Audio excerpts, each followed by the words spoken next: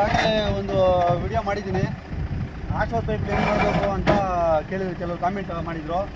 ಅದಕ್ಕಾಗಿ ಆಶ್ವಾದ ಪೈಪ್ಲು ವಿಡಿಯೋ ತೋರಿಸ್ತಾ ಇದ್ದೀನಿ. ಮಾಲೂರು ಸೇಡ್ಜಿ ಮಾಡಿರೋ ಗಾಡಿ ಇದು. ದೊಡ್ಡ ಲೈನ್ ಅಗ್ರೋಟೆಚ್ ಅಂತ ನೋಡಿ ನಿಮ್ಗೆ ಬೇಕಾಗಿದೆ. ಇದನ್ನು ಅನ್ನ ಬಂದು ಜೂಮ್ ಮಾಡು, ಇದನ್ನ ನೀಟಾಗಿಡಿ. ಮಾಲೂರು ಸೇಡ್ಜಿ ಮಾಡಿರೋದು ತುಂಬ ಚೆನ್ನಾಗಿ ಡಿಸೈನ್ ಮಾಡಿಕೊಟ್ಟವ್ರೆ. ಆಶ್ವಾದ ಪೈಪ್ ಹೆಂಗೆ ಬಿಡಬೇಕು ಅಂತ ಹೇಳಿದರು, ಅದಕ್ಕೆ ವಿಡಿಯೋ ಮಾಡ್ತಾ ಬೇಕಿದ್ರೆ ನೋಡಿ ತೋರಿಸ್ತೀನಿ. ನೋಡಿ ಫ್ರೆಂಡ್ಸ್, ಎಷ್ಟು ನೀಟಾಗಿ ಆಶ್ವಾದ ಪೈಪ್ ಬಿಡ್ಬೋದು ಅಂದರೆ ಅಷ್ಟು ನೀಟಾಗಿ ಬಿಡ್ಬೋದು, ಏನು ತೊಂದರೆ ಇಲ್ಲ. ಕೆಲವರು ಹೇಳ್ತಾರೆ ಆಶ್ವಾದ ಪೈಪ್ ಬಿಡೋಕ್ಕಾಗಲ್ಲ ಹಿಂಗೆ ಅಂತ. ನೋಡಿ ಫ್ರೆಂಡ್ಸ್, ಸ್ವಲ್ಪ ಆಯಿಲ್ ಹಾಕ್ಕೊಬೇಕು ಫ್ರೀಯಾಗಿ ಹೋಗೋದಕ್ಕೆ. ನೋಡಿ ಫ್ರೆಂಡ್ಸ್, ಎಲ್ಲಿಡಪ್ಪ ನೋಡಿ ಫ್ರೆಂಡ್ಸ್ ಯಾವ ಥರ ಆಗ್ತದೆ. ನೋಡಿ ಯಾವ ಥರ ನಾವು ಯಾವ ಥರ ಆಪ್ರೇಟ್ ಮಾಡಿದ್ರೆ ಆ ಥರ ಇರ್ತದೆ, ಯಾವುದೇ ರೀತಿ ತೊಂದರೆ ಇಲ್ಲ. ಆಯ್ತಾ ಕೇಬಲ್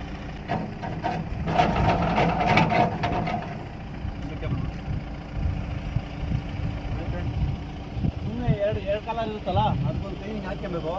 ಯಾಕಂದರೆ ಕೇಸಿಂಗು ಇಲ್ಲ ವಯಸ್ಸು ಟಚ್ ಆದರೆ ಸ್ವಲ್ಪ ಪ್ರಾಬ್ಲಮ್ ಆಗ್ತದೆ. ಯಾರ ಆಮೇಲೆ ನಿಲ್ಸ್ಬೋದು.